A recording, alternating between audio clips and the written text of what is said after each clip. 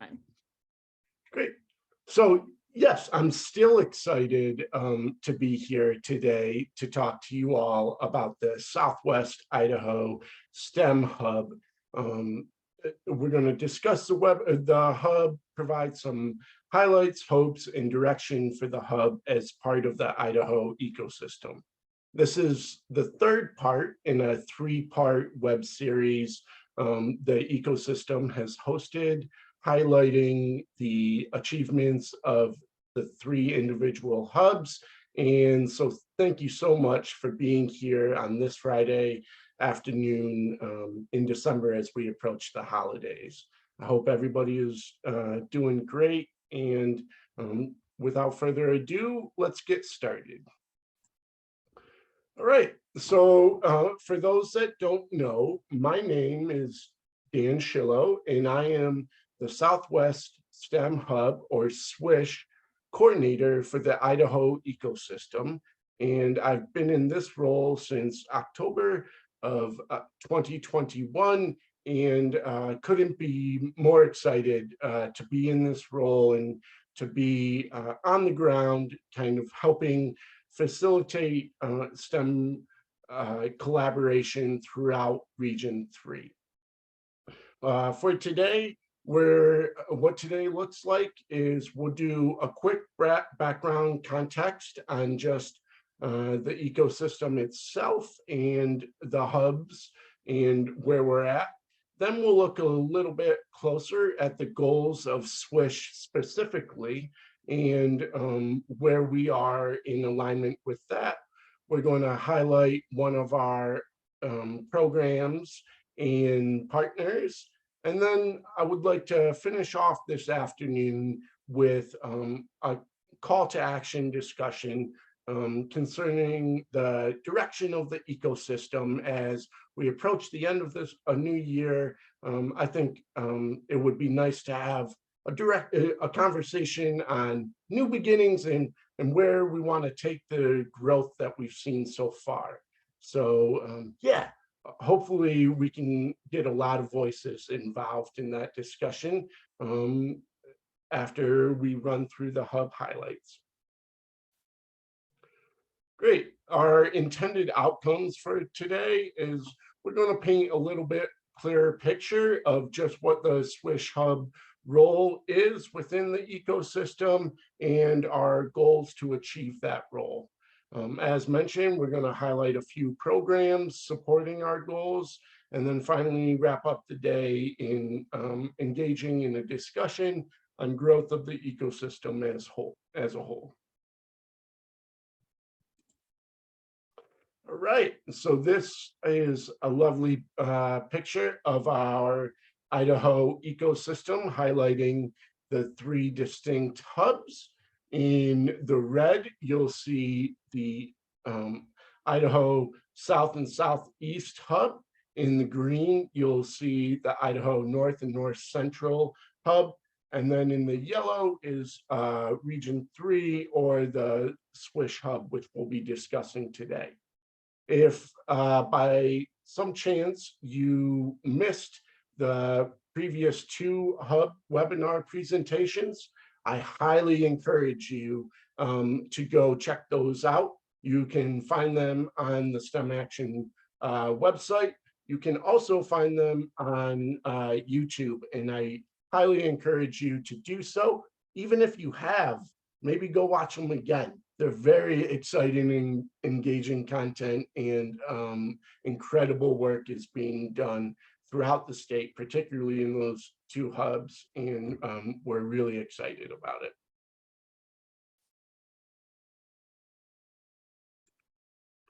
Great.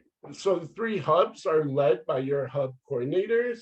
We have Susan, who is a coordinator for Idaho North and North Central, and then Ashley, who coordinates Idaho South and Southeast STEM Hub. And together, the hub coordinators collaborate amongst ourselves and talk amongst ourselves about the direction of the ecosystem, working very closely with our backbone organization, the STEM Action Center, to make sure that not only we're being productive and moving work forward in our individual hubs, but that we're in alignment as a state. And I can just say personally, it's been very invigorating and exciting to work with such dedicated colleagues, really invested in the future and the present of STEM education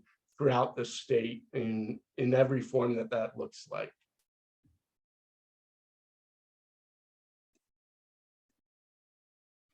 Great. So when we're focusing more on the SWISH hub goals, we condensed our goals after much discussion down to awareness, collaboration, and engagement.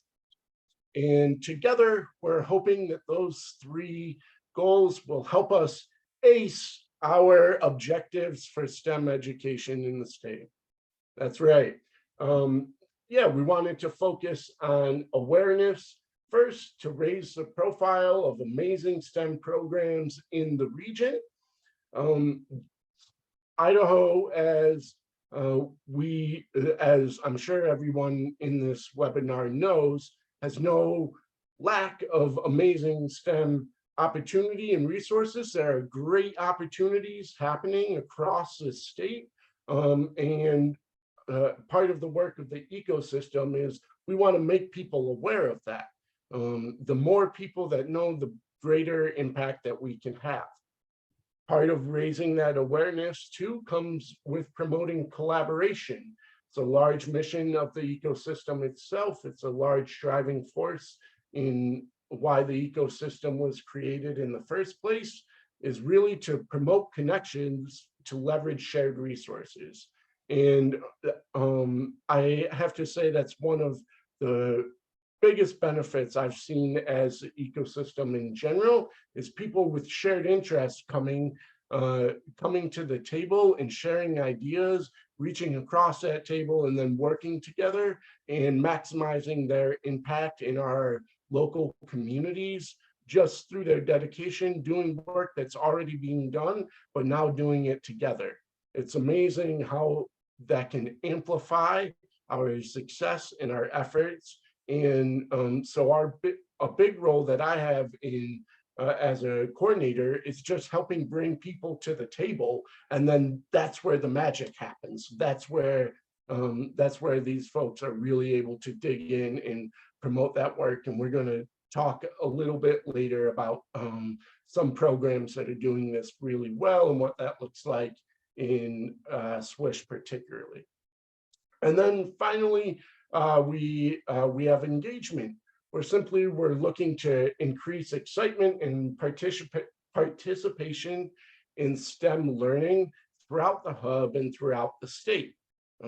STEM as a system of learning is really engaging and really exciting. And so our goal is really to bring that opportunity to the most amount of people that we can, so that they can get invested and interested in STEM learning as a system of learning and engagement as early as possible, because that carries all the way through.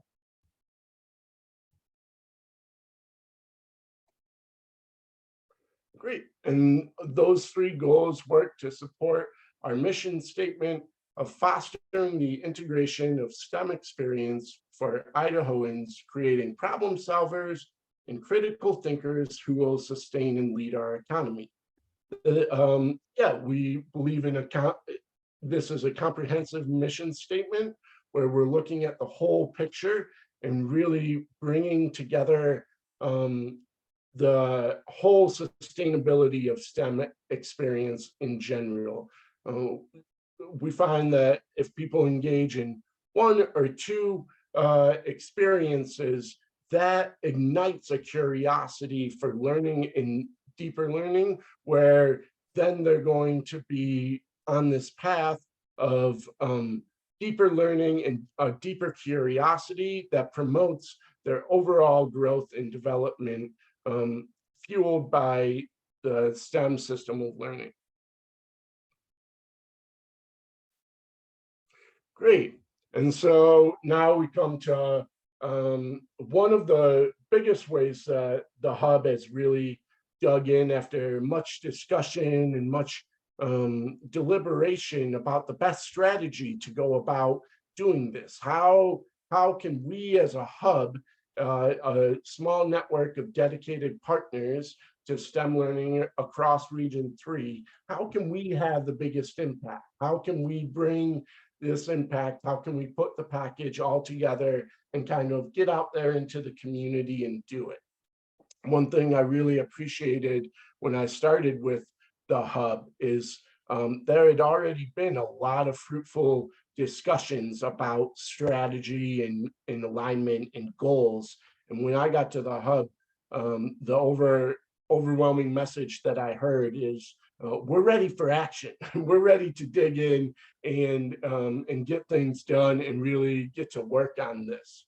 And so that culminated this summer where we were able to host and promote and put on STEM Day at the fair at the Idaho State Fair.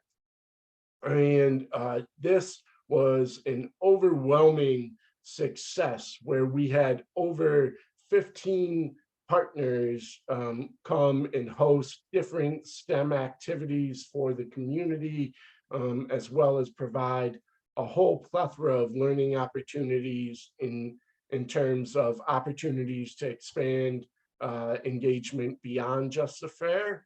And we had over 30,000 community members attended the fair that first day and had exposure to our setup. And it was a great first challenge for us in really being able to facilitate and put this together. The STEM Action, this had been an event that the STEM Action Center had previously taken on and run as a state, and they provided a great blueprint for success in how this was done. And then we as a hub took over the planning and the coordination and the implementation of that, because this was the first time the event had been hosted within the past 2 years since the pandemic. And the response we got was just overwhelming excitement and eagerness, and just seeing kids and parents' eyes light up as they came into the exhibit was really exciting.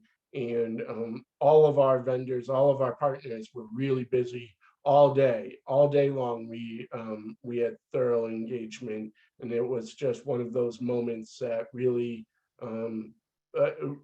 brought home the mission of what we do. One of my favorite stories from that day is I was at a table right at the front, and we were welcoming a lot of different families. But I had one of the janitors from the fair came up and was like, "So what's this thing all about? What are you all doing here?"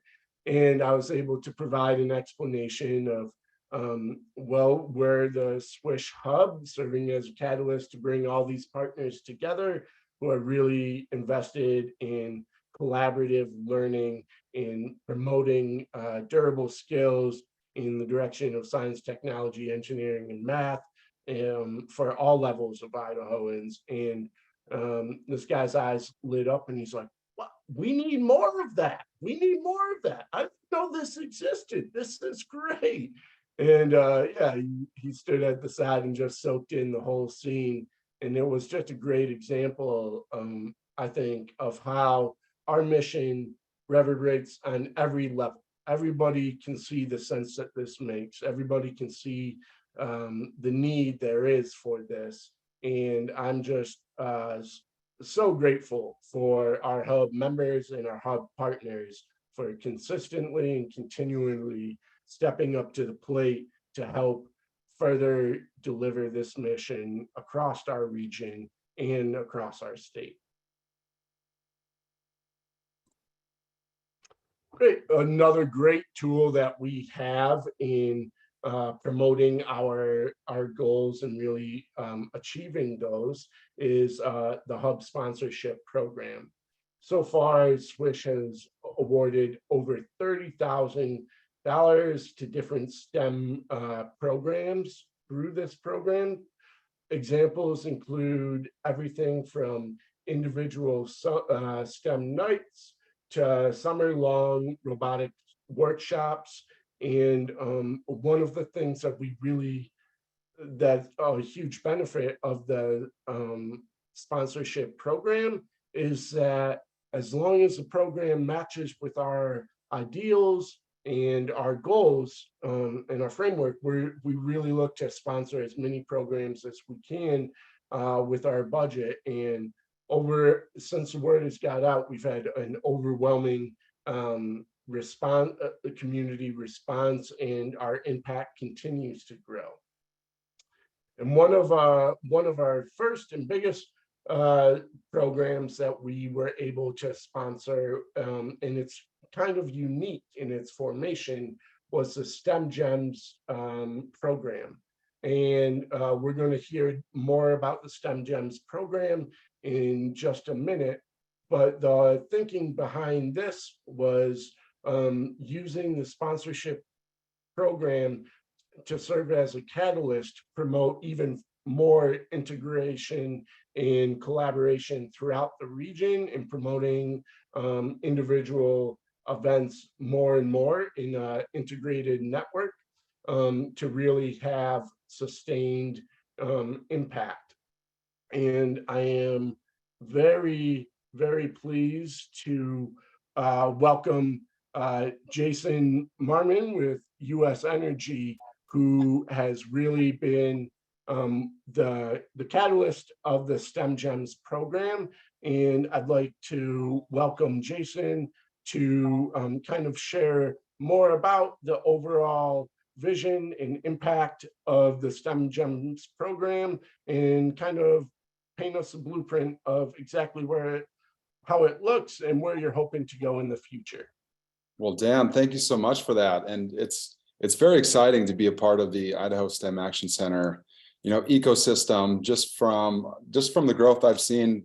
And I haven't been involved for very long, starting last year, and just seeing the excitement, whether it's Boise Entrepreneur Week. Obviously, the STEM Gems program is burgeoning into something that is beyond what we expected. But I guess I should probably start by introducing myself. Jason Marmon, U.S. Energy Director, and we like to say we're sustainability coordinators and solutions engineers, and we do that through events. And I started when I say we, it's me and my father, Dr. Roland Marmon. He lives in Arizona, and I split my time between Boise and Cottonwood. I'm a lumberjack. Northern Arizona is where I met some of my best Boisean friends that convinced me that Boise was the spot to put some roots down. And I'm originally from North Dakota, though. So Northwest North Dakota, in Williston, in the heart of the boom town. And that's where I met a lot of Idahoans as well, working in the oil fields. And so STEM has a really significant meaning for me, because after college, I became a health, safety, environmental professional in oil and gas, and I got to see kind of all the challenges that were presented. An example of that would be we still have thousands of flares going on. And I was in Europe for a European conference tour the past 30 days. I got back this weekend, and they're kind of starving for it. So when you think of STEM and applying it, we created the Carbon Summit, which was founded in the Treasure Valley, started at the College of Idaho. Now it's at Boise State. And we like to say that that's governed by our SEEDS principle. So sustainability, energy, education, diversity, and synergy. You have to plant seeds to grow community. And the STEM Gems was created right in the Treasure Valley.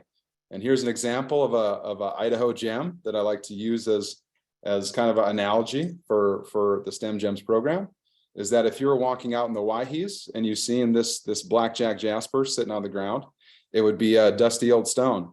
But give it to my good buddy from Boise that owns Hell's Canyon Bolo, who's a lapidary and a silversmith, and he turns it into a gem and sets it in silver.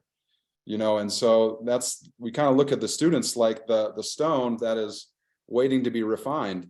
And the coolest thing about it is we allow the students to tell us what stone they are. So what kind of gem do you want to be? And we found that they only need really two things. They need opportunities and incentives. And so the opportunities for me is putting on these events and giving them a platform and a microphone, to speak of what they care about, what they're willing to work on, what gets them excited, what gets them motivated. And in turn, that motivates me. And so energy, when it's US energy, it's us, it's our energy. And so we're a social impact venture philanthropy. My father's a tribally enrolled member of the Turtle Mountain Chippewa. So we're the French Indians, you could say Michif. And so Idaho, and I'm actually in Arizona right now. We're working on a few different projects, but the schedule, I guess, for next year is really exciting when it comes to STEM. Our first event kicks off with the STEM Job and Career Fair. That's April 20th. That's going to be at the Innovation Incubator at the Albertsons Library in partnership with SWISH and the Venture College. And from there, the next week, we go right into the Carbon Summit.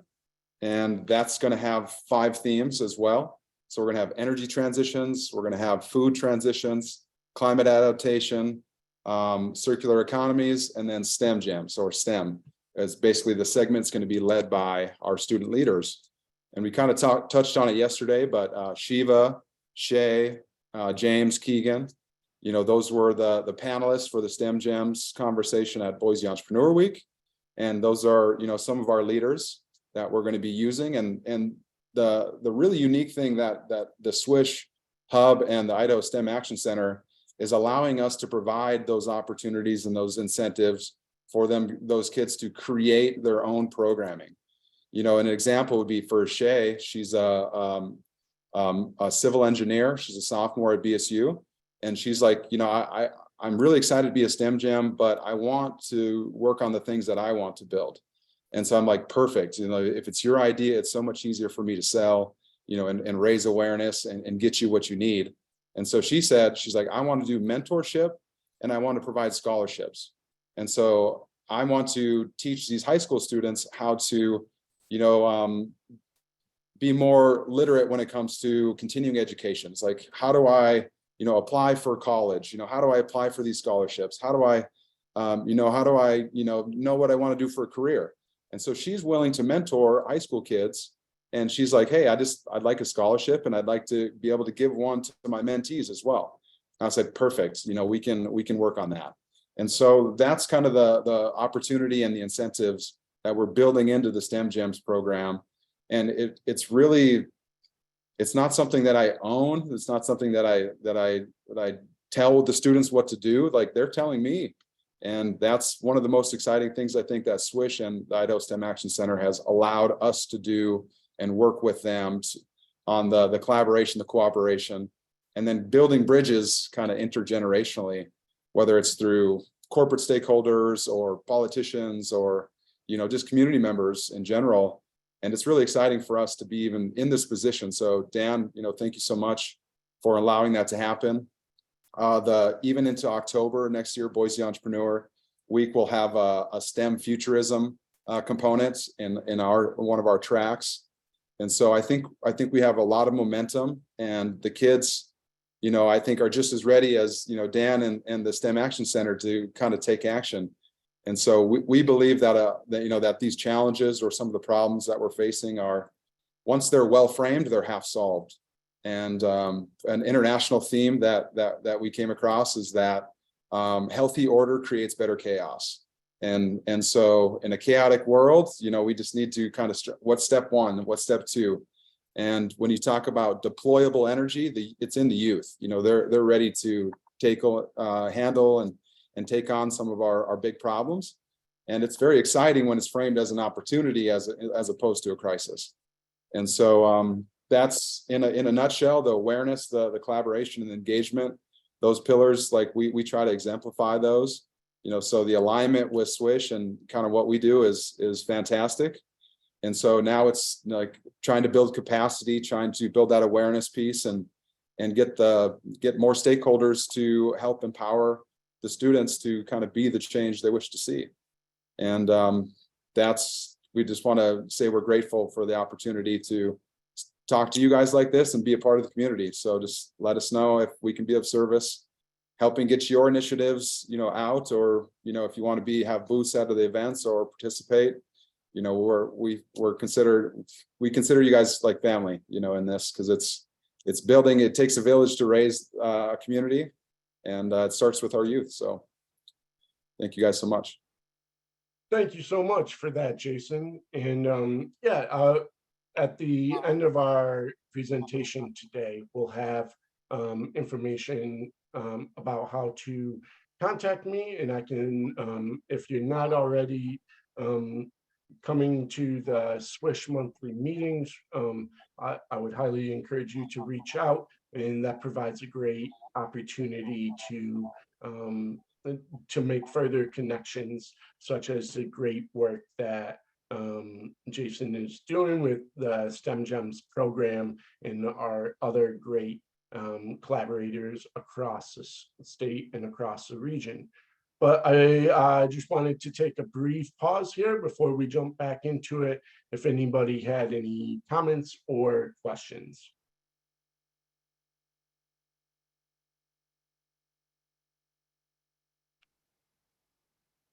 That's okay. That's okay. You don't have to. And we'll get right back into it. And I want to leave ample time to really engage you all and make sure that your voices are heard in this too, because I find that most impactful when we're bringing together a group of people with shared interests like this. And also, I'm very curious in what everybody has to say.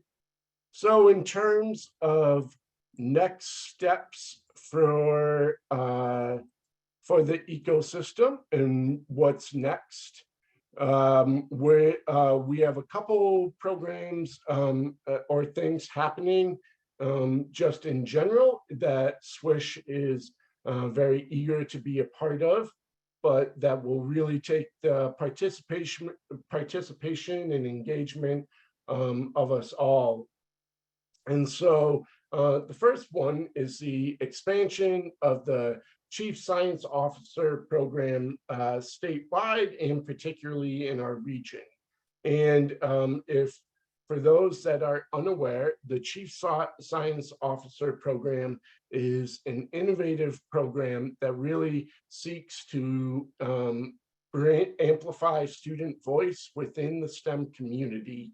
And this is done by laying out a framework for students to put an action plan and goal setting plan into process, and then really work together in a larger international network of student leaders to really engage in STEM conversations that are happening at a higher level.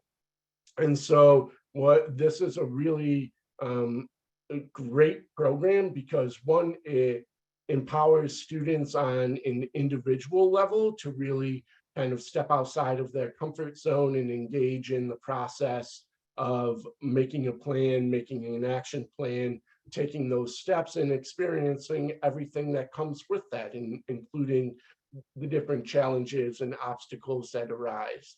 And then secondly, it has a collective benefit, because the students are working together in a classroom, in an international classroom, where really they're being able to learn from the experiences of others and share those experiences and kind of have that shared empowerment. And the third and final piece is that it's desperately needed. We desperately need student voice at the table when we're talking about the direction of STEM in our state, in our country, and the ways that they see it having the most impact. And the Chief Science Officer program really does that. We, our program regionally has expanded pretty significantly. where we have we went from having 4 chief science officers in our pilot year last year to having over 15 this year in 3 different schools. And the great thing about this, about the Chief Science Officer program, is that it's a new program for us in our 2nd year, and we're learning together and we're building together with the advisors on the ground and with the CSOs themselves in order to have the most impact in our state as possible. And the reception has been just phenomenal. And I think we'll continue to see this program grow and expand throughout our state, and we're really excited for it. I just also want to bring folks' attention to our ecosystem leadership group. If you're not familiar, the ecosystem has recently formalized our leadership group, and they're undertaking important work in kind of formalizing our structures in our bylaws, and then taking on some important objectives and key results through specific working groups. And this work is being facilitated by Spark, and I think it really signifies a great step in the evolution and the growth of our ecosystem as we come from bringing the individual hubs together, and now we're really looking to establish the grow the ecosystem's identity as a singular organization, and it's really an exciting time for that. And of course, we have our ecosystem statewide convening coming up at the end of March and April in the southeast part of the state, and this will be a great celebration of learning and an absolute fantastic time to engage in our theme of sharing strategies, sharing stories, and really it's just a collective time for people to come together and really do further that collaboration and share that work together. And we've seen significant growth in each of our convening years, and we're excited for the platform that this will provide us moving forward. All right, that's a lot of conversation from me, but I could go on and on about the incredible work that is happening throughout our region and throughout our state, really looking to foster the integration of those STEM experiences for all Idahoans. But that work is being done on the ground level by you all. And so I think it's really important, as mentioned, to utilize these times when we're all together to really hear each other's voice and really bounce ideas off of each other. So what I would like to do here is we have quite a big group. So I am going to try and orchestrate us into breakout rooms. And what I would like you to discuss in your breakout rooms are 3 action steps you think would be beneficial for the hub and the ecosystem to take in the next year. So brainstorm 3 action steps would be beneficial for the hub and the ecosystem to take in the next year. And I will try to orchestrate this breakout room.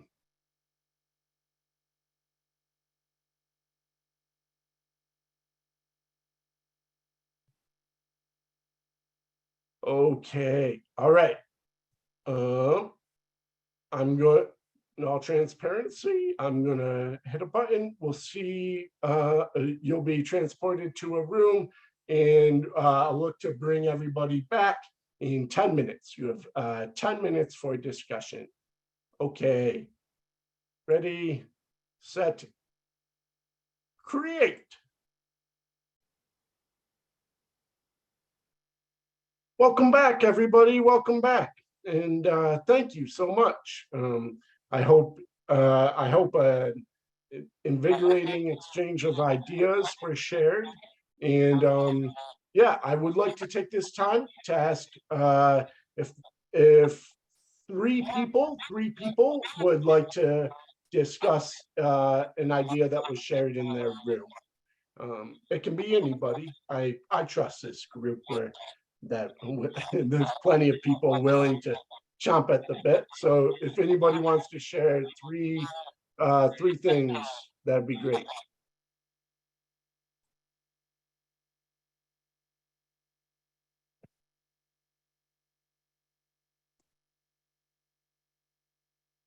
I can share, but Jason was unmuted, so I was gonna let him go if he wanted to go. I'll say I'm not trying to hog all the screen time here, but one of the things that we talked about in our breakout was just the CSO program, and whether it's having STEM jams or just students or even CSOs creating user-generated content, having them tell their story, being in the CSO program or wanting to be in, and then using that as a recruitment method or recruitment mechanism, to get other students excited. It's just so significant that the program is offered and available. When I was going to in high school, that was a federal type of program, and you had to kind of win. You had to apply and be chosen for something like that. And so it's really a really great carrot, I guess, into STEM that really should be shouted from the school rafters, if you will, and say, hey, we need to get these kids fired up about the CSO program, because there's a ton of value in it. Wonderful, thanks. Lori, do you want to share about the bridge, or we could let a different group go too, and then we could come back to us? Oh, yeah, sure. Along those same lines of kind of just promoting STEM education, but we here at VMSA, we're a K-5 STEM school, and so we're really trying to bridge that gap once students leave here. We focus a lot on the 4 C's, and then we also focus a lot on our STEM engineering concepts, and when they get to middle school, they don't often get those choices, and so we'd like to bridge that gap a little bit and have communication with middle school and high school, so that we can further have opportunities for them to experience STEM education in that way. That's a little deeper. And then we'd also like to have opportunities for, we have family engineering nights and different things. We have 3 PBLs per grade level per year. And so we'd like to have some of those students come back and help us out within our program, so that we have that support. So it's just really getting with curriculum within our schools, but then also our principals, to see if we can get some of those started. And then we kind of talked a little bit about the alumni process. So we've got some seniors that will be coming to us and showcasing, where they've been with STEM education, and then what their plans are afterward with higher education or tech schools or whatever it is that they're doing. So just to further have that bridge and the tie for some of our youngest students to see all the amazing things that they can do. Well, thank you so much. Thank you, everybody, so much. And thank you for taking the time and being willing to engage in that discussion. I really think it's important to get as many voices heard as possible. Yeah,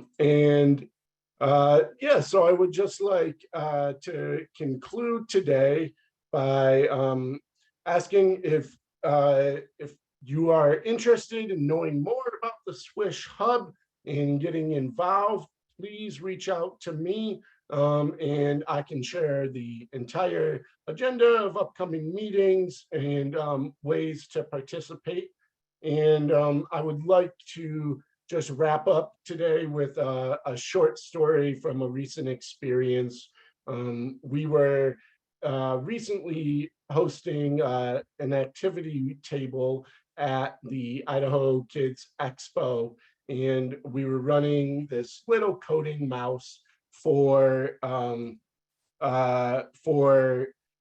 little kids, and there was this little 4-year-old girl who was able to successfully program the mouse, and her eyes and her whole face just lit up when she got to the old end goal. And I looked at her and I said, "You did it! You're a scientist." She turned around to her folks and said, "I'm a scientist." And for me, that that was the reason that we do this. That was the reason that is really going to drive this future forward, and is great motivation to continue the fantastic work that we do.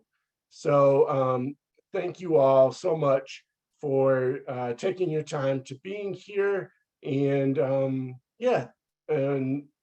and joining and learning a little bit more about the SWISH ecosystem hub. I see your hand, Katie. I just was going to mention, Erica threw in the chat the link to the SWISH Facebook page. So if you aren't following that on Facebook and you're a Facebook user, I'd encourage you to go do that so you can see what's happening within the SWISH network. Yeah, and I just like the page, and so that's good to know that the social media channels are out there and we can share. That's definitely how we can grow it. So feel free to just tell us to go like the pages. Thank you so much, and thank you all for being here. Reach out, and I'll hope to hear from you soon. Any other comments? I'll hang out for a little bit, but thanks, everybody. I'm Thanks, just Dan. curious if there was any other ideas for, only a couple people got to share on their ideas. I'm just curious if there's any others that we'd like to, maybe look at as a school as well. I'll jump in. Our group, see, No, you can go, Erica. We were in the same group. we were in the same group. So one was that this is more broad, that we would like to see the ecosystem develop its own business model, perhaps become its own 501c3 to kind of identify itself as a separate entity from the STEM Action Center, and yet part of the same network. And then I'm going to forget, Ashley, so you may have to jump in. It's definitely Friday for me. Go. We also talked about an asset map and strengthening communication about awareness around opportunities. A big side conversation we had was these fabulous iSTEM lending libraries, but some people know about them, but we wish that there was better communication and better means of communication to share these opportunities out. And then I put in parentheses next to it, HiveBright. So if you haven't heard about HiveBright, it's a platform we've been looking at. We're hoping to be able to get it, and it will hopefully help us with a lot of these things, this asset mapping, communication, sharing out of events in our area, a lot of issues that came up, at least in our group, that we're hoping to solve. Just want to add, unfortunately, Claire just left, but Claire threw it in the chat that she said to add, our group would like to see some more strong partnership with industry, so education can be more informed to meet future career needs, as well as more support professional development for teachers, particularly around kindergarten to 8th grade, helping funnel opportunities available to help teachers make STEM happen, funding, resources, curriculum, etc.